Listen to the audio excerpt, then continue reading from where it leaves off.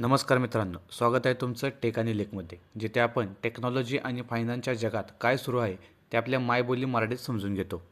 मित्रांनो, डिसेंबर 2025 महिना भारतासाठी AI च्या जगात खूप महत्त्वाचा ठरला आहे. एकीकडे टाटा कंपनीने मोठी डील केली आहे, तर दुसरीकडे आपल्या पुणे पोलिसांनी AI चा वापर सुरू केला आहे. आणि हो, जर तुम्ही क्रिएटर असाल तर तुमच्या कमाईसाठी सरकारने एक नवीन नियम आणला आहे. आता काय आहेत या 5 मोठ्या बातम्या, चला जाणून घेऊया आजच्या व्हिडिओमध्ये. व्हिडिओ शेवटपर्यंत नक्की बघा, कारण 5वी बातमी तुमच्या सुरक्षेशी जोडलेली आहे.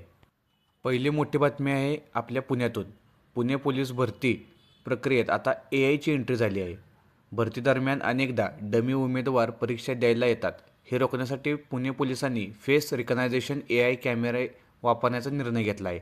हे कॅमेरे उमेदवारांचा चेहरा स्कॅन करतील आणि तो मूळ उमेदवार आहे की नाही हे लगेच ओळखतील. त्यामुळे आता भरती प्रक्रिया अधिक पारदर्शक होईल. तंत्रज्ञानाचा असा वापर प्रशासनात होणे ही खरोखरच कौतुकाची बाब आहे. दुसरी बातमी म्हणजे भारताच्या मेक इन इंडिया मिशनसाठी खूप मोठी आहे. भारताची दिग्गज कंपनी टाटा इलेक्ट्रॉनिक्स आणि जगातील सर्वात मोठी चिप कंपनी इंटेल यांच्यात मोठी भागीदारी झाली आहे. या डीलमुळे आता AIसाठी लागणाऱ्या हायटेक चिप्स आणि प्रोसेसर भारतातच तयार होण्याची शक्यता वाढली आहे. याचा फायदा काय, तर भविष्यात लॅपटॉप आणि कॉम्प्युटर स्वस्त होऊ शकतात आणि भारतात हजारो नवीन नोकऱ्या निर्माण होतील. भारतात सेमीकंडक्टर हब बनण्याच्या दिशेने हे एक मोठं पाऊल आहे. तिसरी बातमी तुमच्या माझ्यासारख्या ब्लॉगर्स आणि यूट्यूबर्ससाठी खूप महत्त्वाची आहे. तुम्ही पाहिलं असेल की ChatGPT किंवा Google Geminiला ट्रेन करण्यासाठी आपल्यासारख्या लोकांच्या डेटाचा वापर केला जातो, पण त्याचा मोबदला आपल्याला मिळत नाही. आता भारत सरकारनं one nation one licence one payment असा नियम आणण्याचा विचार करत आहे. सोप्या भाषेत सांगायचं झालं तर AI कंपनी तुमचा कंटेंट वापरला तर तुम्हाला त्यांना रॉयल्टी पे करावी लागेल. आणि जर हा नियम आला तर भारतीय क्रिएटर्ससाठी उत्पन्नाचा एक नवीन मार्ग खुला होईल. चौथी बातमी ऐकून तुम्हाला नक्कीच अभिमान वाटेल.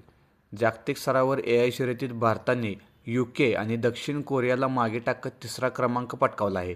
आता आपल्या पुढे फक्त अमेरिका आणि चीनच आहेत. तसेच महाराष्ट्राचे आरोग्यमंत्री प्रकाश आंबेडकर यांनी जाहीर केले आहे की आता सरकारी दवाखान्यांमध्ये सुद्धा रुग्णांच्या चांगल्या सोयीसाठी AI तंत्रज्ञानाचा वापर केला जाईल. म्हणजेच आता तंत्रज्ञान फक्त शहरापुरतं नाही तर खेड्यापाड्यातही पोहोचणार आहे.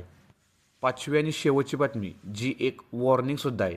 बॉलिवूड अभिनेत्री ऐश्वर्या राय बच्चन यांनी त्यांच्या डीप फेक व्हिडिओ विरोधात यूट्यूब आणि गुगलवर कोर्टात केस जिंकली आहे. AIचा वापर करून खोटे व्हिडिओ बनवणे हा गंभीर गुन्हा आहे आणि आता कोर्टसुद्धा यावर कडक कारवाई करत आहे. त्यामुळे AI टूल्स वापरताना नेहमीच कोणाचीही बदनामी होईल असा कंटेंट तयार करू नका, अन्यथा जेलची हवा खावी लागेल. मित्रांनो, या होत्या आजच्या AI विश्वातील 5 मोठ्या भारतीय अपडेट्स. यातील कोणती बातमी तुम्हाला सर्वात जास्त आवडली? पुणे पोलिसांचं AI की क्रिएटर्सना मिळणारी रॉयल्टी? मला खाली कमेंट करून नक्की सांगा. जर तुम्हाला हा व्हिडिओ माहितीपूर्ण वाटला असेल तर लाईक करा, शेअर करा, सबस्क्राईब करा आणि आपल्या मराठी माणसाला तंत्रज्ञान शिकवण्यासाठी टेक आणि लेखला नक्कीच फॉलो करा. भेटूया पुढच्या व्हिडिओमध्ये एक नवीन विषयासोबत. तोपर्यंत पाहत राहा टेक आणि लेख. धन्यवाद.